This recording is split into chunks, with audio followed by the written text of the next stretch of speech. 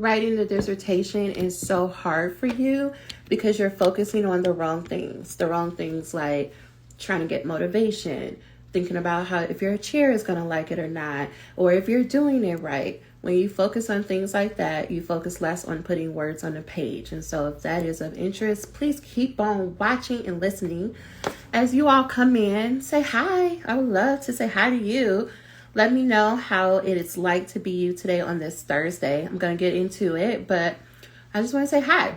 Okay, let me share something really quick.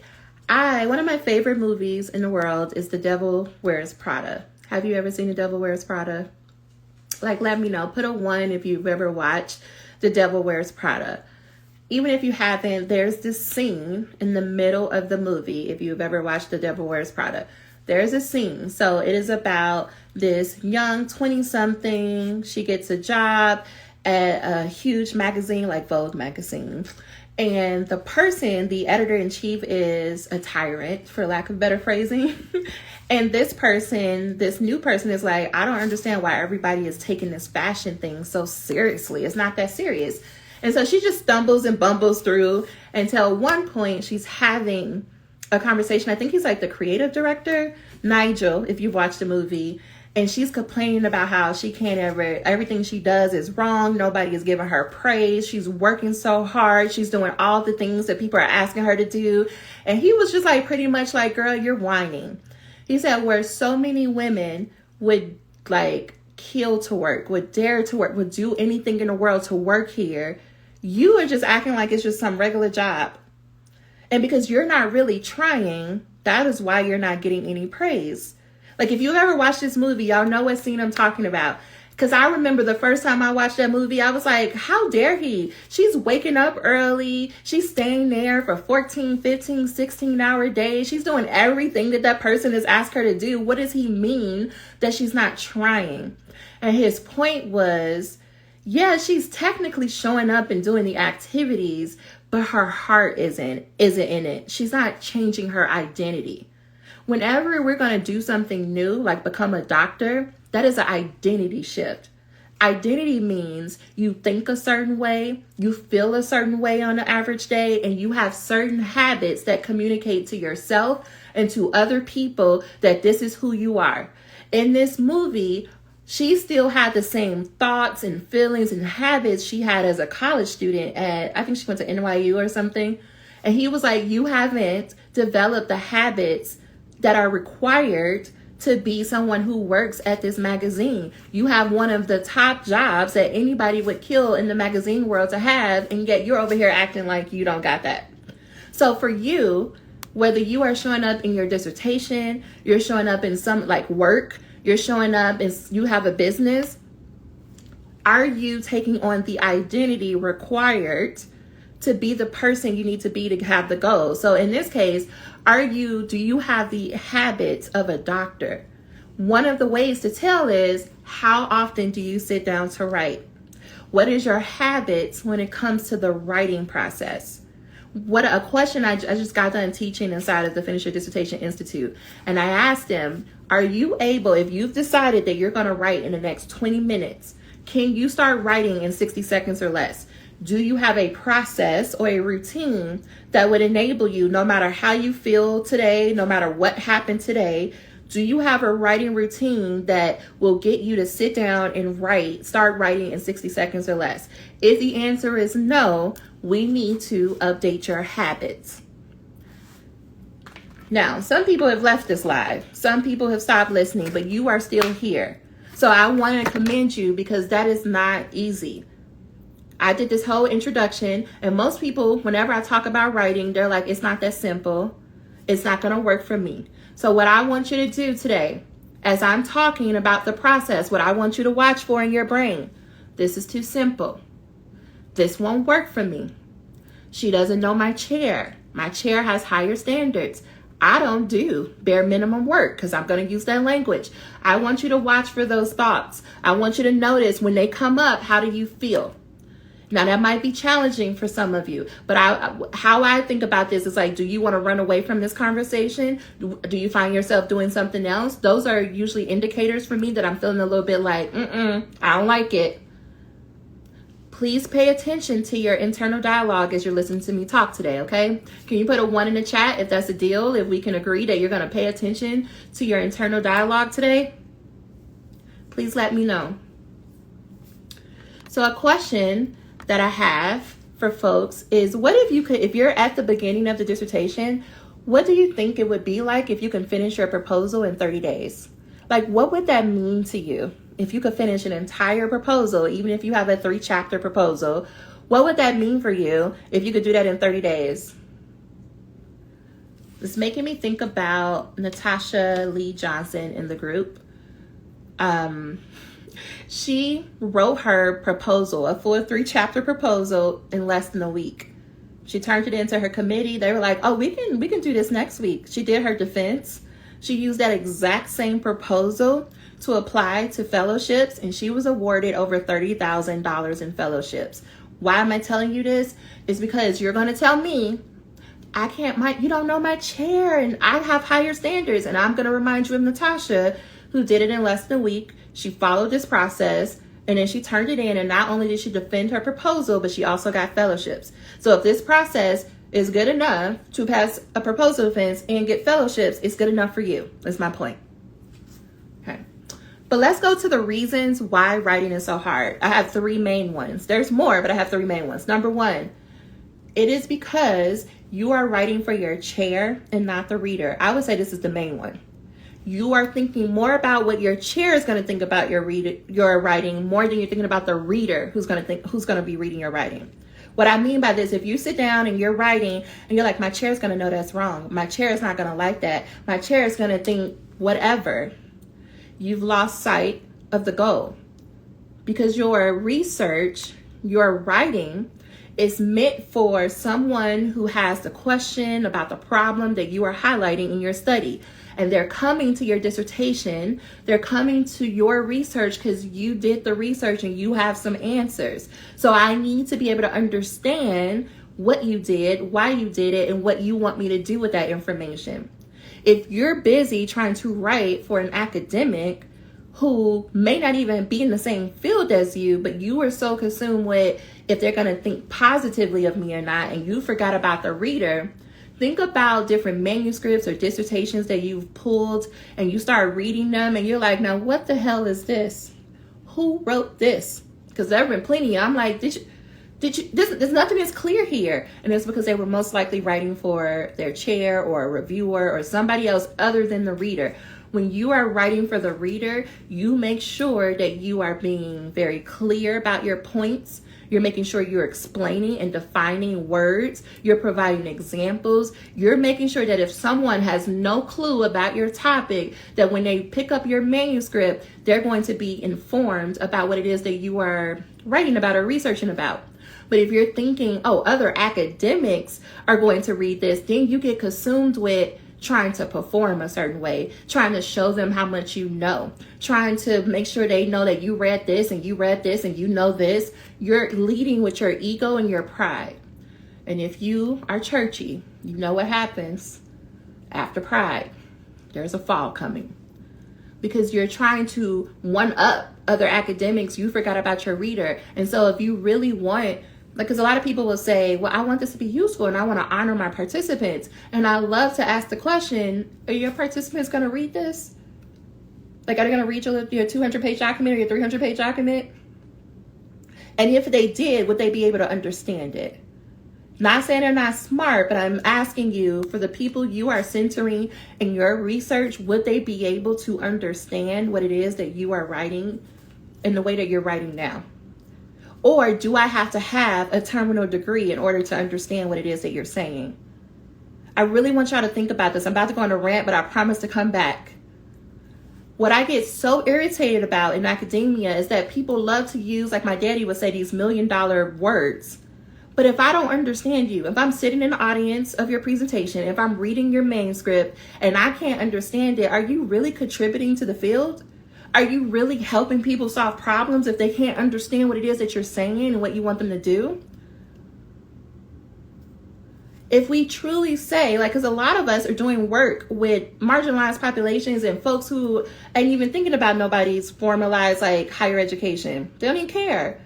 but they want the information, they need the information.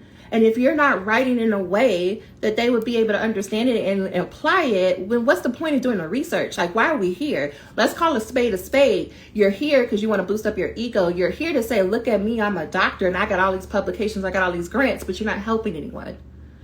If you want to help someone, make sure that your writing is clear. Okay, I'm gonna end my rant. So reason number one why it's so hard is because you're trying to write for your chair's approval instead of the reader's understanding. Number two, you think perfectionism is an excuse not to put words on the page. Let me say it to those of you multitasking. You think perfectionism is a valid excuse as to why you can't show up and put words on a page. What I mean by that, if you say things like, it's just not clicking yet. You know what, Dr. Lacey, it's just not clicking. I need to go read some more because it's not clicking. If you say things like, oh, but it's just, I don't know how I want to say it yet. I'm just still organizing my ideas. Perfectionism. If you're like, I wrote this one sentence or this one paragraph, but I spent a couple of hours trying to edit it because, I'm working smarter, not harder. Like I'm trying to save time on the back end. So I'm editing now as I go. Perfectionism. Now, if I didn't step all over your toes, could you put a 1 in the chat? Because that would be helpful to know, because y'all a little quiet, so I don't know. If I've stepped on your toes, let me know. Perfectionism sounds logical in the moment. Ooh, it sounds so good in the moment. It sounds like I'm being smart. Like I'm being serious. I'm being disciplined as a writer.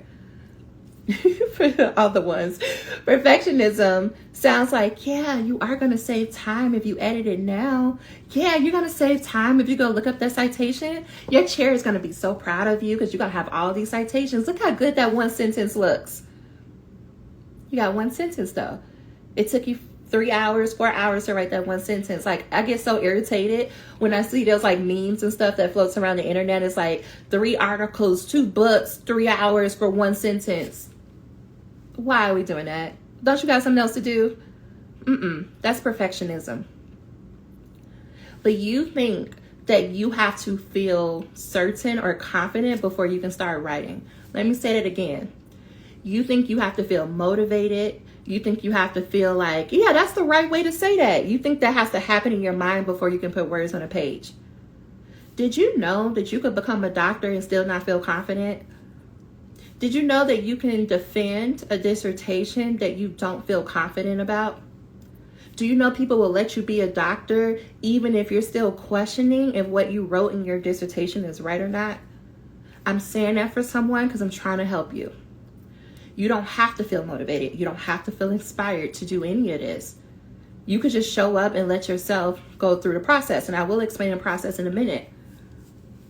I'm sure that there are plenty of days that you don't feel like getting out your bed and going to work. Yet what do? You get out your bed and you go to work. Right, like today, I did not feel like putting on makeup. But that did not stop me from coming here and talking to you. I could have said, well, I don't have on makeup, so I can't do a live today. That's how you sound when you say, well, I don't have motivation, or I didn't read enough to start writing. What does that have to do with writing? What does what you read have to do with your writing? Now I can hear you. I know we're on this live, but I can hear you say, well, Dr. Lacey, what am I supposed to write if I don't know, if I haven't read enough? Have you ever considered that you already know things? Have you ever considered that you've been doing reading for years? You've been talking about this for years, that you have stuff in your mind that you could put on a page right now? And if you wasn't so consumed with it has to be right the first time I do it, you will allow yourself to be a learner, a student of this process. Because have you ever become a doctor before? Have you ever written a dissertation before? Then why do you think that you're supposed to be able to sit down and magically write a dissertation? You've never done it before. The same way when you wrote your first college paper, it was probably a mess. You were probably up for hours and all night because you've never written a paper for college before. Now you might be feeling yourself a little bit because you're in a doctoral program. You're like, listen, girl, I got a lot of degrees. I've been writing a lot of papers. This dissertation shouldn't be the thing that takes me out, and yet you're struggling to write. Now, I'm not trying to be rude. I'm just trying to help you see your thinking out loud or hear your thinking out loud. The logic, it sounds logical in here. It sounds real good in here when you say, oh, I should just be able to sit down and it should just come to me. The words are not flowing. But when I'm saying it out loud to you, it don't make no sense. You ain't never done this before. So why should it just be like coming to you? Okay. I'm not in a PhD program and getting my doctorate of nurse practice, but when I'm done, I want a PhD. I'm trying to soak in some things before I start the journey, which is over 2 years away. Okay, friend, if you are comfortable, why do you want a PhD? Tell me how it's going to help you after the PhD. Tell me what it's going to do differently than the degree you're getting now with the nurse practice, I think is what it said. Tell me what the PhD is going to do for you. And I want you to be honest. We all friends. I'm not going to judge you about your reason. For real, tell me the real honest reason why you want it. It's me taking a break from writing to watch this and have a snack. You know what? It's okay. Your handle is indulge yourself. I think after this, you're going to be ready to write again. I find myself skimming a lot, which helps me get my thoughts together. Yes, and I will talk about that. That's a great point. I'm not getting any focus time. I'm sitting down to write or do anything at 9:30 or 10 p.m. after a full day of work and mommying a 2-year-old. I was just talking about toddler brain. I was telling them in the group how, and you will be able to relate to this, I talk to myself like a 2-year-old, like a 3-year-old, like a toddler. Especially when I want to do something, I'm like, ooh, like today. I hate going to get groceries, right? And even though I go and I order them, I still hate the entire process. You know how I get myself to do it? I'm like, ooh, you love a blue machine. Don't you love a blue machine? Guess what? If you go get groceries, you get a blue machine. You like it. And I'm like, I do like it, but I don't want to go. It's like, but think about how good it feels. And I only get these when I go to the store. It's a reward. You got to trick yourself. I talk to myself like a 2-year-old. You should try it, y'all. It might help. It takes an hour to get mentally ready, and that leaves an hour to focus. Okay, I'm going to explain to you a process, so I hope that helps. And I will put this up as a recording if you're unable to stay for the entire time, Dr. J. All right, so our first 2 reasons of why writing is so hard is, number 1 is you're writing for your chair instead of the reader's understanding. Reason number 2, you think perfectionism is a good excuse for not putting words on a page. And then reason number 3, you do not trust yourself to do it right. The question I asked earlier in the group is, if you had to guess, how many papers have you written over your entire lifetime? How many assignments or books or chapters or articles, whatever, you've had to read and then translate that into a written document that you submitted to someone for some reason? If you had to guess, how many times have you done that? Probably hundreds. So if you've done a process hundreds of times, is it possible that you could trust yourself at a minimum to do that now, to put words on the page now? What you need to do though is separate the writing from preparing it for defense. I teach people like writing is a process. Let me take a pause. Writing is a process. What a process means is that there are a series of steps that you take in order and you get to an intended outcome, right? So you have a process or a routine for how you shower, most likely. You probably have a process for making macaroni and cheese, right? Because you don't want to get yelled at for making the mac and cheese wrong. So you got a process. You got a series of steps that you follow in order to do that, right? For your daughter, I'm sure she has a bedtime routine and you follow the same steps in the same order. Why? Because if you go out of order, then you're going to lose the night, right? And what's supposed to take an hour is going to take 3 hours. And now she off on the walls and whatnot, you lost control. So you follow the steps. Same place. Most of y'all are teachers. There's a reason why you set your classroom up in a certain way. There's a reason why you have, I don't know, do people have bell ringers anymore or whatever? You have a routine that you do with your students. Why? Because it ensures that the day is going to run smoothly and you're going to be able to get everything done. Writing is no different. Writing is a process that you do over and over. I say writing is both a process and a practice. So writing should be a series of steps that you do in order and you repeat them over and over. So my question, if you were here in the beginning, my question to everyone was, could you sit down and start writing in 60 seconds? If you had a process or a routine to follow, you could sit down in less than 60 seconds and start writing.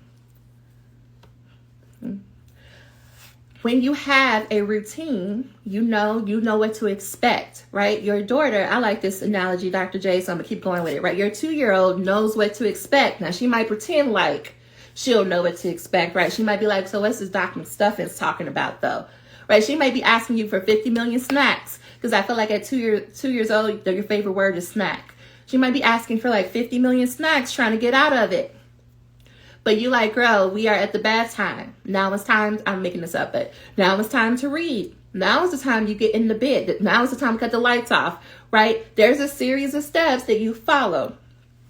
And the more that you follow it, the more she trusts, the more she knows what to expect, the more she's regulated. The moment she goes and she got to go stay at your best friend's house because you had a last minute emergency and now she at the best friend's house, but the best friend don't know the bedtime routine and the best friend just like, okay, I'm gonna put you to bed, go to sleep. And now she throwing a fit. Now she throwing a whole tantrum. It's because her routine is off. It's because she doesn't know what to expect. And if she doesn't know what to expect, she can't feel safe. And if she doesn't feel safe, she's not going to sleep. The same is true for y'all. If you don't know what to expect in your writing process, like if you're going to have a writing session, but you don't know what to expect, you don't know how to start, you don't know how to keep yourself going, you don't know when the writing session is over, if you're only thinking about, well, I said I was going to do 3 hours tonight, and you're only focused on doing 3 hours, but you're not focused on, okay, but what's the progress I'm making? Your nervous system does not know what to expect. Most of you want to make writing very logical. You're like, no, if as long as I have an outline and I have some deadlines, I should be good to go. Writing is a practice of stillness. If you've ever tried to meditate before, you know that when you sit down and they like put that music on and they're like, okay, get into a comfortable position. And then they're like, we're just going to sit here in silence. And then that voice is like, but this is stupid. I'm uncomfortable. My nose itch. Oh, I should get up. This is dumb. Why are you always trying to do this stuff? You know it ain't going to work. You know you're going to have anxiety anyway. I don't know. Don't you need to be writing your dissertation or something? That voice is just the going. And you're like, I thought meditation was supposed to be quiet and I was supposed to be focusing in the zone and not have any thoughts. No. Meditation is a practice of sitting with that voice, making friends with that voice, being like, hey, voice, how you doing? And the more that you can make friends with that voice, the more you can start talking back to it. Because when you start talking back to it, that's when it stops talking. It's like, oh, you paying attention to me? Hey, I just thought you just had me in the background. I didn't know you were going to pay attention to me. When you don't talk back to that voice, it's like, oh, okay. When you start writing, guess what that voice is like? Hey, remember how I was trying to tell you the other day how I was real nervous that you wasn't going to finish the dissertation because you're not smart enough? Well, now that you're writing, I'm here to tell you again all the ways that you're not going to ever make it. You're not consistent enough. You're not disciplined enough. You didn't read enough. I'm going to tell you all those things because you've been ignoring me for days. If you don't have a way to talk back to uncertainty, to your doubt, to your anxiety, to your imposter syndrome, it will talk to you. It will keep talking to you. So when you go to sit to write and you're trying to get your thoughts together, now you're doing stillness. Now that voice is like, oh, you're not on the phone. You're not trying to do everything for everybody else. Oh, you're not at work doing everything. You're not washing the dishes. You're like, oh, let me talk to you. You don't want to do that dissertation, no way. Let me talk to you. Please put a 1 in the chat if you're following me so far. Like, is this resonating? Do you sit down and that voice just starts to go and go and go? Because I could switch to my other point if that's not resonating. I'm going to take a sip of water. Thank you. That voice is saying, I don't trust you to do this. I don't trust you. I don't trust you. I don't feel safe. I don't feel safe to write the dissertation. I don't feel safe to just start. Why? Because it doesn't have a routine, right? My whole thing about the setup of the 2-year-old and the bedtime routine, we need routines. That's how we function as humans. When you give yourself a routine to follow, and then their voice is like, hey, let me tell you all the ways. You're like, hey, voice, hey, we're going to do this. But right now we're on this part. In the same way, a 2-year-old is like, snack. I don't need to go to sleep. I need a snack. Right? Dr. J is like, okay, you'll get a snack tomorrow. But right now we're going to go to sleep. Right? You're constantly redirecting the 2-year-old to go to sleep. The same thing is true in writing. You have to redirect that imposter syndrome. That anxiety that wants to tell you all the fires. You have, hey, right now we're on this part. We're going to do this step. So when you have a routine, you have a way to talk back to it and redirect it. And the more that it begins to trust that you're going to follow the routine, the quieter it becomes. It's like, okay, you got it. We got a routine. In the same way, right, eventually, the 2-year-old is like, we do this every night. For the most part, I'm going to just go along with it. And because it's a routine and I feel safe and my nervous system is calm, I'm more likely to go to sleep. In the same way, because it's a routine and I feel safe and I feel calm, I'm more likely to put words on a page. You have to work with your nervous system. You cannot ignore your emotions. Otherwise, writing won't happen. What you see other people doing, when you see other people show up and they're writing and it seems like they can just sit down and make magic happen, it's because their nervous system, i.e., they're not feeling anxious. They're not feeling overwhelmed. They're not questioning themselves. They most likely have a writing routine. When in my postdoc, I had the awesome pleasure of being around some of the brightest, most brilliant minds in higher education. And I love asking them what their morning routine was or what their writing routine was. And all of them, like, consistently were like, I wake up, they usually wake up around 5 or 6 and they go for a walk. They do something like that's long and steady, like walking. And then after they walk, they're like, I write for 30 minutes. I have the things, I have my morning pages, and then I write whatever manuscript I'm working on. Once the timer is off, then I start my day. And I just thought that was so interesting. I'm like, now it's little differences and nuances, but most of them had a similar routine. Why? Because routine makes you feel safe. When you feel safe, you feel calm. When you feel calm, you can show up and perform the way you want to. Because you're not like freaked out. You're calm. Okay, so what is a routine that you can follow? Number one, we're going to work in 25-minute increments. If you ever heard of the Pomodoro technique, you're going to work in 25 minutes. So 25 minutes of work, 5 minutes of break. Or if you need a longer break, that's fine. I am at the point where I work at 45 minutes and I take a 15-minute break. You're going to have to find what works for you, because for some people, 25 minutes is not long enough. For other people, they're like, oh, it's perfect. It just depends on what the ADHD is doing for me that day. But most of the time, it's like 45 minutes on, 15 minutes off. But for you, I want you to begin with 25 minutes on, 5 minutes off. I live by my timer on my phone. That timer, I even have one of those like old school winding ones up. I don't know where it is. I'm going to look for it. But timers are your best friend. Okay. So you're going to set the timer. First, you're going to set it for 10 minutes. So like, let's say this evening, you're going to go right at 8 o'clock Eastern when I get done. The first thing I want you to do is set the timer for 10 minutes. We're not going to write yet. We're going to set the timer for 10 minutes. You're going to grab some like paper. Like you can get some printer paper, you can get a notebook, but you want to write this out or you want to speak it out. I've been doing a lot of journaling on my phone. But for 10 minutes, you just want to empty out your brain.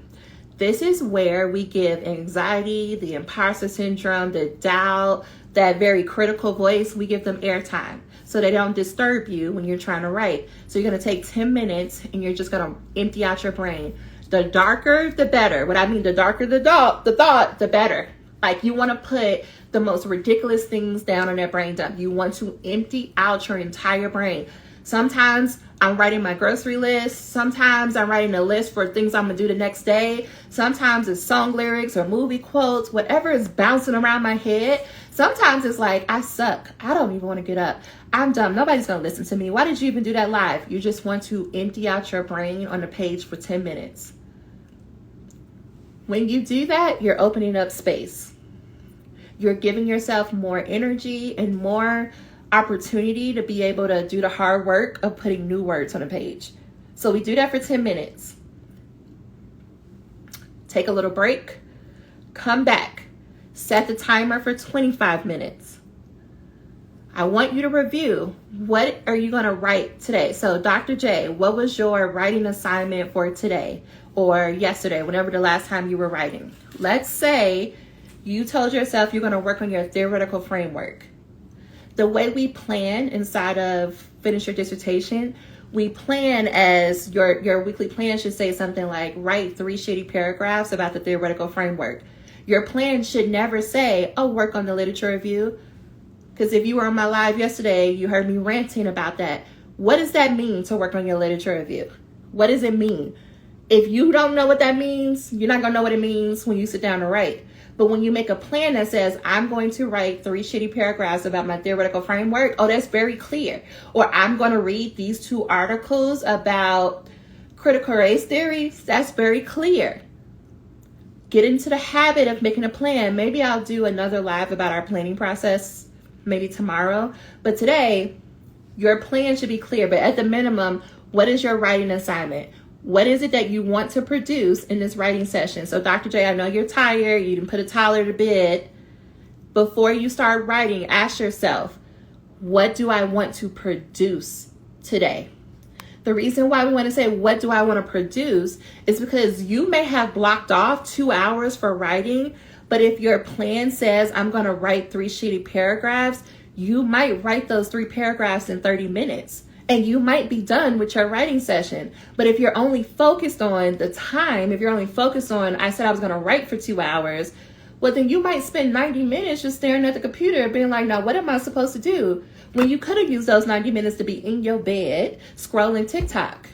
You could be doing that. Or, in your bed doing something else, but I'm trying to keep it PG. Okay, let me make this comment. If you would like to learn more about the Finish Your Dissertation program, you would like to join, you can type FYD and it's going to automatically send you a link. So that is what I was trying to do. But yeah, I would much rather you use your time to do the stuff that you want to do. This is how we get into a place where you don't have to constantly pick and choose. Do I want to be a human or do I want to write a dissertation? You could do both.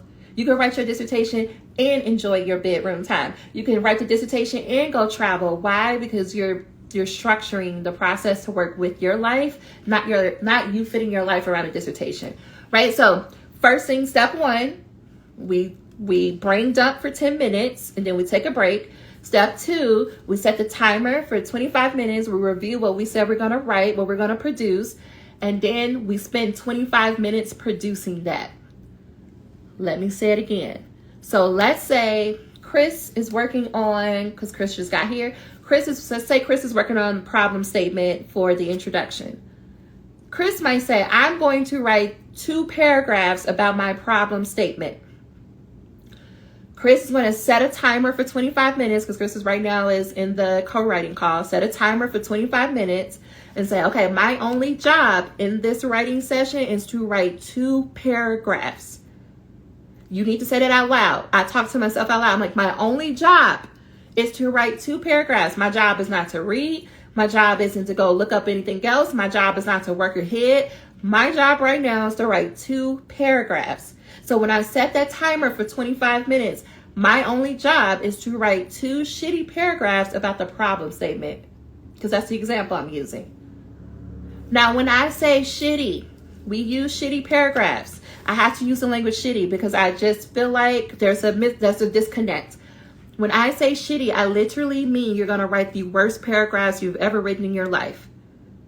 Because, go back to what I said earlier, writing is a process, meaning there are multiple steps. So you can trust the process.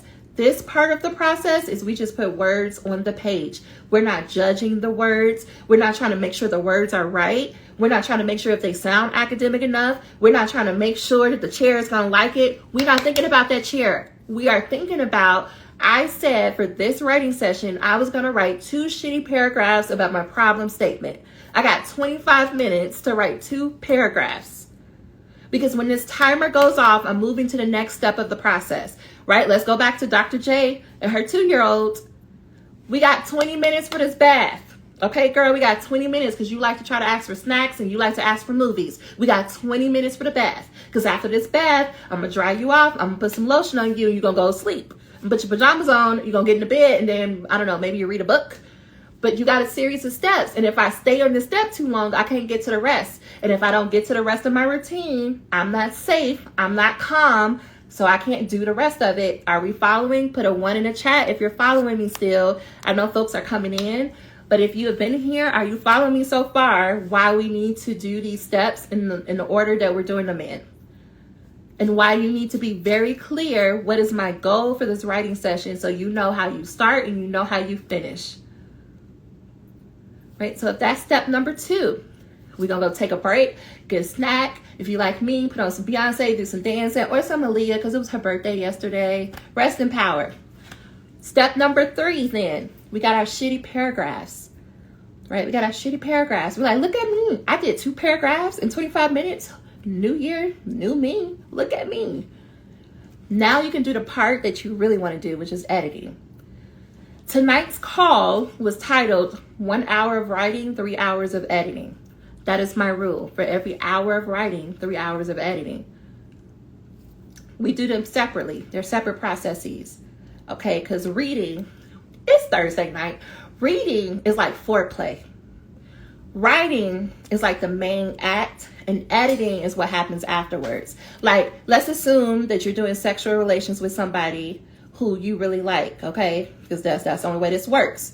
So what did I say? Reading is like foreplay. You do it a little bit, but it ain't the whole thing. I mean, sometimes it can be the whole thing, but I'm losing this analogy. Okay, reading is like foreplay. Writing is the actual sexual act. And you know, on this side, okay, of 30, on this, as I go into my 40s, I don't got time. You listen, you better get it. You better do what you're supposed to do, and let's move on, because I don't got the stamina no more. Okay, I'm not doing all of that. I'm not in my 20s no more. We're not doing all that. We're gonna write and we're gonna move on. And then editing is what happened afterwards. It's the aftercare. It's the laying. It's the cuddling. It's the pillow talk. You know, it's basking in the glow and the feelings. Okay, I really feel like this analogy is working. Hopefully y'all are following.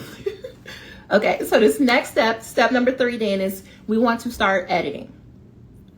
How you start is a process too. Part 1 is you're just gonna run the spelling and grammar check. Like, you're gonna go through Grammarly, you're gonna make sure all the like red and purple squigglies are off the document. Okay, you're gonna edit. You're just gonna run the spell check, because I don't want you distracted. It's something that's misspelled and now you can't edit. We're just gonna do that. That's part 1. Part 2 then is you wanna make sure that you have actual paragraphs, which is why we use the shitty paragraphs. But we need to go back to high school English 101. Can you write a proper paragraph? A proper paragraph has a topic sentence.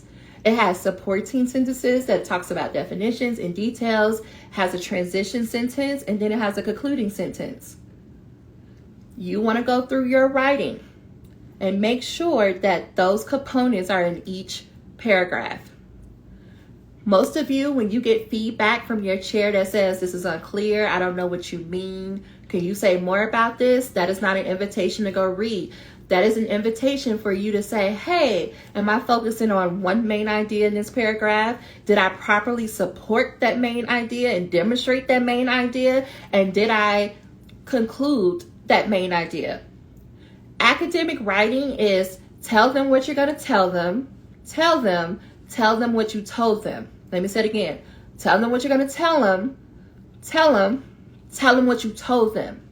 So the reason why you want to write in this very like prescriptive way, in that I have a topic sentence, I have supporting sentences, and then I transition to the next section, is because that is you telling them, right? So a paragraph might say, in this section, I am going to talk about The Devil Wears Prada and its connection to the dissertation.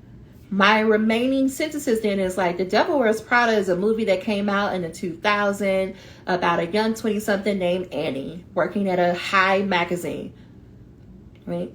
I would go on and I would connect it to the dissertation, and then I would conclude, right? Every sentence is in service to that main idea. This is going to be the part of editing that takes the longest time. This is where people like to be like, I'm tired of looking at it, send it to your chair. But if you want actual quality feedback from your chair, then you will do this process. I also want to make a note. If you've been paying attention and you're taking notes, I didn't talk about reading yet. Did you notice that? We ain't read not a book or article or nothing yet. Why? Because you need to take time to get your ideas clear. Because when we go to the next step, when we actually go find the literature, now we know why we're finding what we're finding. If you start your writing process off with reading, what are you reading? How did you know to read that? How do you know where it goes? What are you going to do with the citations? But when you start off writing, you get clear on your ideas, you structure your paragraphs, you know what you want to say, you know the argument you're trying to make. Now when we go to the literature, I know exactly what I'm looking for. I know exactly what citations I need. I can pick up an article and read it and say if it relates to the part I'm writing. I don't have to spend time reading it and annotating it and making notes and then trying to go back and be like, I remember that article for, It's because I wrote first, I got clear on what I wanted to say, now I go to the literature and I incorporate it. So that is step 3. Step 4 of editing is you want to focus on the formatting and the styling. Y'all who like to write your footnotes while you're writing and you like to put the headers and you like to go find citations, that's a lot. You're doing a lot, you're using a lot of energy, and you're going to have to go change that because you don't even know what you're trying to say yet. Everything supports the main things that you're trying to say, but if you don't know what you're trying to say, what we doing? So say what you need to say first and then do everything else. So the last one, step 4 is formatting, doing the citations and whatnot. And then step 5 is submitting it to somebody to give you some feedback. How you know your draft is ready for somebody to look at it is if you read your draft and you're like, it's about a C-. If you would give yourself the grade of a C- is ready. Because we're going to let these people do their jobs. Your chair has a job to guide you on this process. A C- is about 70%. You want to get it 70% there so that they can tell you what the other 30% is. You don't need to guess what the 30% is. That's not your job. Your job is to get it to 70%. Their job is to articulate the 30% they would like to see in order to make it ready for you to defend it. You don't get to decide that. They decide that. But if you're over here giving it to your friend and you're giving it to your mentor and that other faculty and you never give it to them, they can't do their job. And then when you finally do give it to them months later and they say, oh, it's okay. Now you got an attitude because they didn't give you no feedback. Well, you didn't allow them to give you feedback. And don't let them tell you got to rewrite it. Now you're real hot. When you could have just given it to them when it was at a C-. And you let them tell you what to do. And because you're already working on your nervous system, because we've been practicing a routine, you know what happens. You're not freaked out to give it to your chair for feedback. You're not so anxious because you've been working on calming your nervous system down. And because you've spent significant time with the draft, you got a good idea about what they're going to say. You're like, oh, they're probably going to tell me to add more citations here. They're probably going to tell me that they don't like this section. Okay, but you're not freaked out because you have something to be like, oh, they're probably going to say this. And so when they say it, you're not surprised. But when they don't say it, then you see, oh, I know more than them. Oh, this is so good. I almost ran out this room shouting, okay? But I'm trying not to be too churchy right now. What happens, one of my favorite things in the world is to watch a student submit a draft that they're like, oh, that's real shitty. There's so much more I can do with it. They give it to their chair and their chair doesn't even say anything that they thought they were going to say. When their chair is like, oh, you can go ahead and schedule your defense, the student is like flabbergasted. I'm like, yeah, that's proof that you are the expert in this situation. The only way you're going to start to see yourself as an expert if you let people read your work while it's in process. And when they start asking you questions, you're like, wait, you don't know that? No, they don't know that. You know that. But if you're hoarding your writing and you never talk to anybody, you never let them see it, you don't ever make that connection. And that is how people get into the defense and they never really feel like they're a doctor because they don't have practice. You need practice. So let me go over the writing process again, the scholar writing routine. Step 1, we transition. We allow our nervous system to transition into the writing process. We set a timer for 10 minutes. We brain dump. We say all the ugly, dark thoughts on the paper. Take a break. We come back. Step 2, set the timer for 25 minutes. And we look at what is our writing assignment for the day. We write shitty paragraphs until the timer goes off. We take a break. Step 3 is when we start the editing. And we're going to work in 25-minute chunks. Our first part of editing is just running the Grammarly or the spell check. The second part of editing is we're going to take it paragraph by paragraph and make sure we have a topic sentence, supporting sentences, and we conclude. Now, this is going to take the longest. This is probably going to take days or weeks, depending on the length of your manuscript, but you're still going to work in 25-minute chunks. I suggest that you focus on one paragraph per 25-minute chunk. And you'll get faster, but in the beginning, focus on one so you can move on to the next one. After you focus on structuring your paragraph, then you want to move on to formatting and styling. This is where we get to our headers, our citations. We start reading. Oh, I missed that. You start reading, you go find some articles, you incorporate that in. And then step 4 is when you get to the formatting and the styling. And step 5, you give it to your chair to review.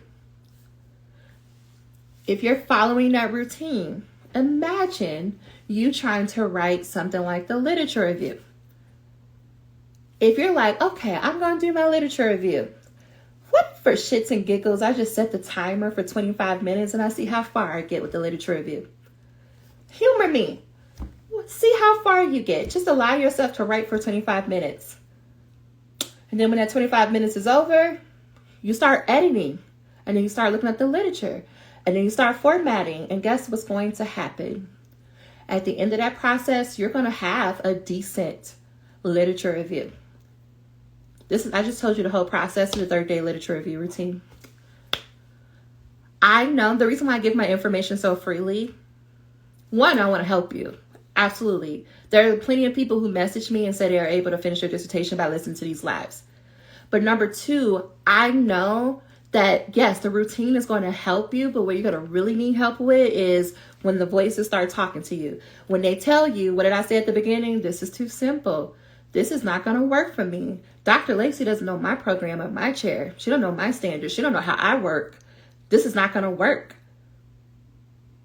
We got to talk through that. You can't do that. It's probably going to be very challenging for you to do that by yourself. Because even though I have students in the program, like one of the questions at the end was, I get what you're saying, girl, and this sounds cute. And you told me I'm only supposed to work 10 hours a week. How am I going to finish by March? And I say, you got to trust the process first. This is how I can tell where students are in the process, because I know that if you were trying it, your nervous system would see.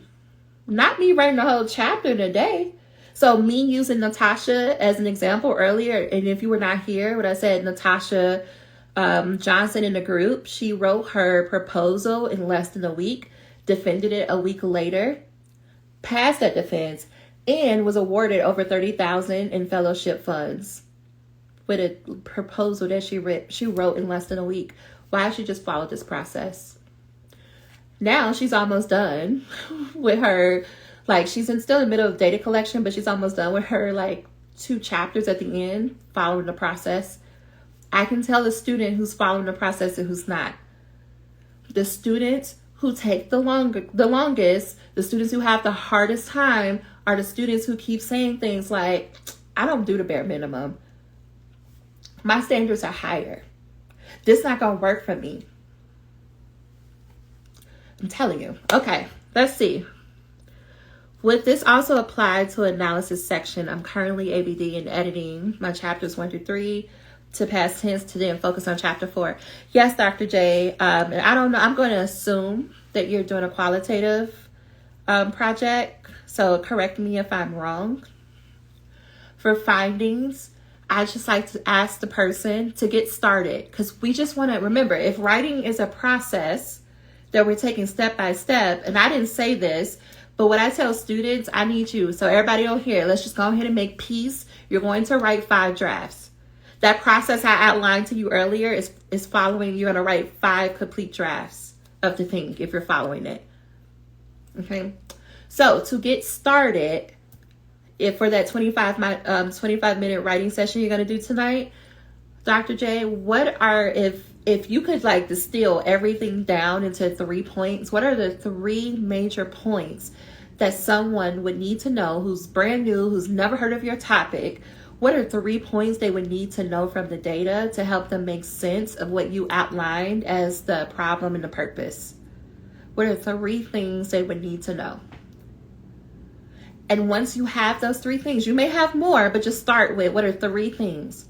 And how could you explain those 3 things like you were talking to your daughter, your partner, your Mima, somebody who's not in your field and not in higher education, somebody who does not have formalized, and I'm making assumptions, but someone who doesn't even have formalized education, how would you explain it to them?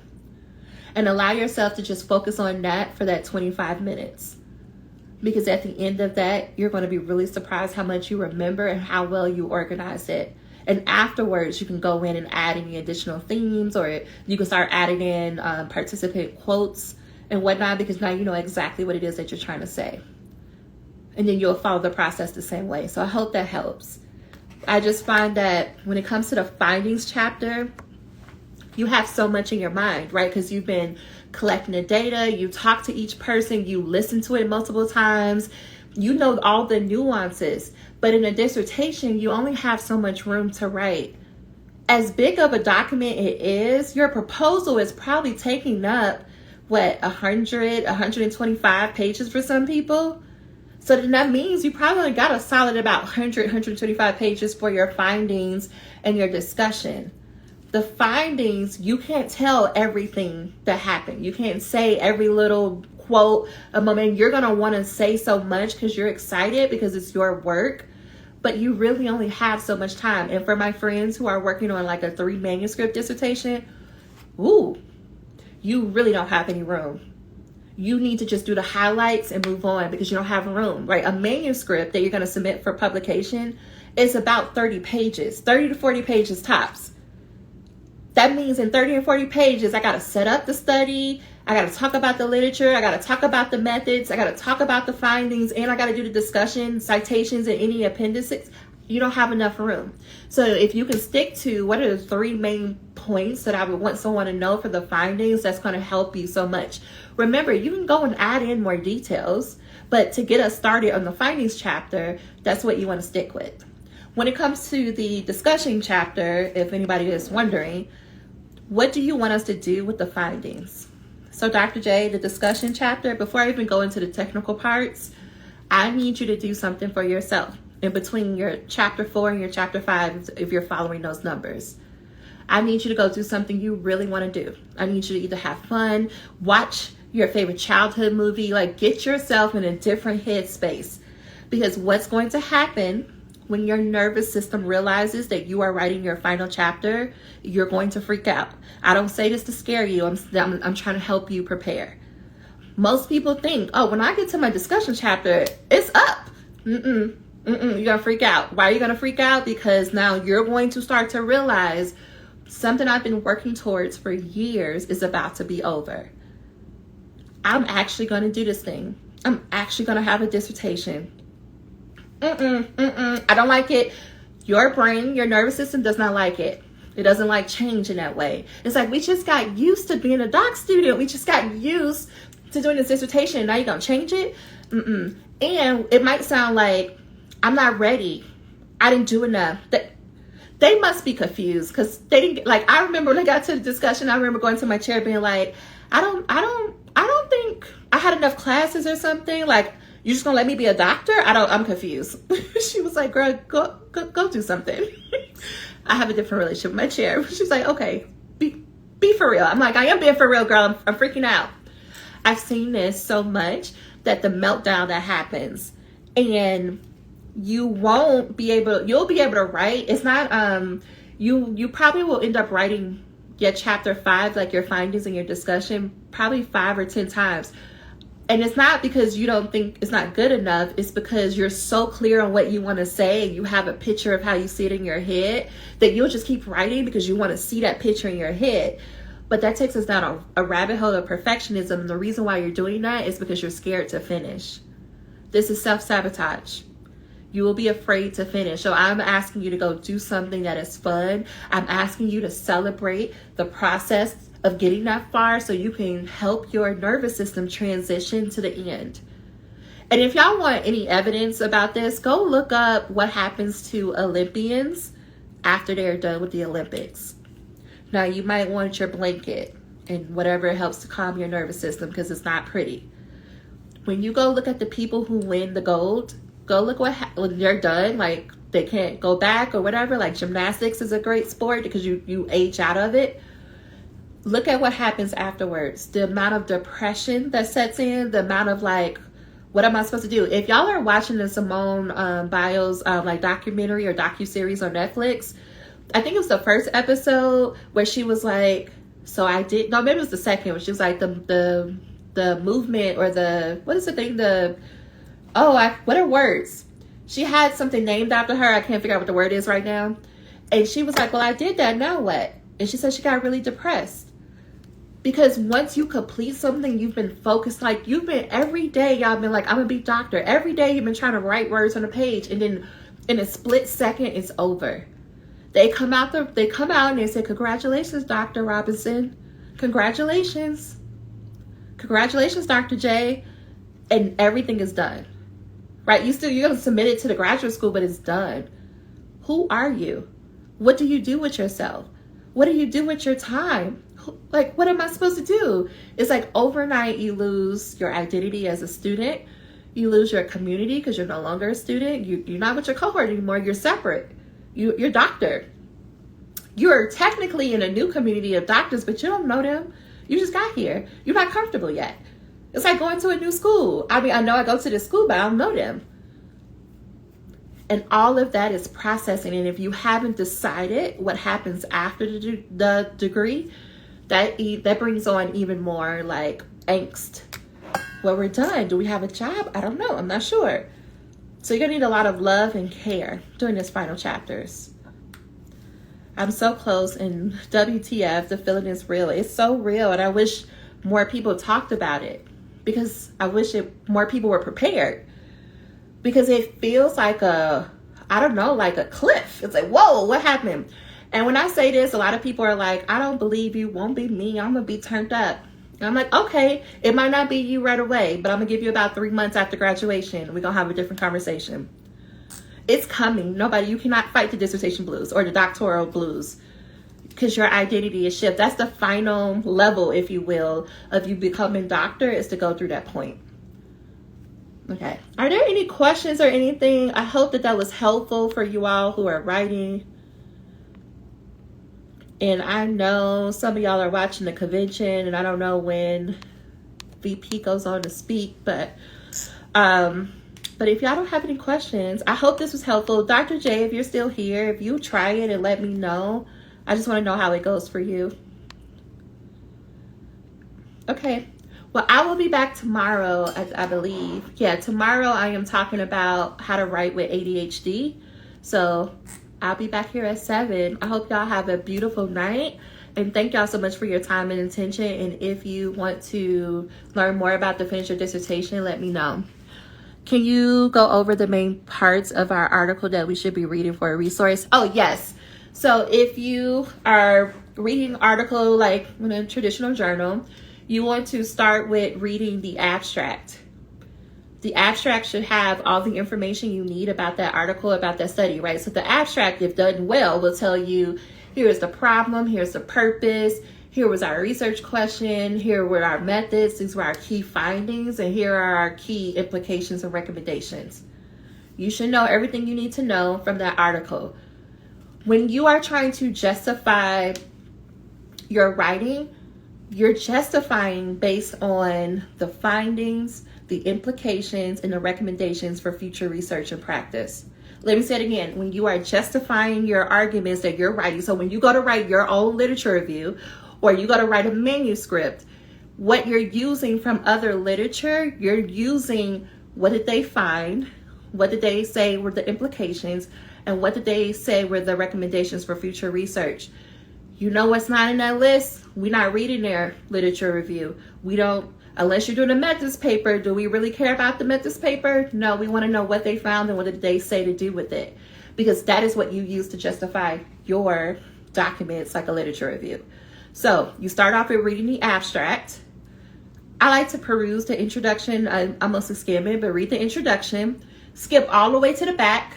Go to the discussion section, because the discussion is going to tell you an overview of the findings, and then it's going to tell you what those findings mean, and it's going to tell you what to do with the findings.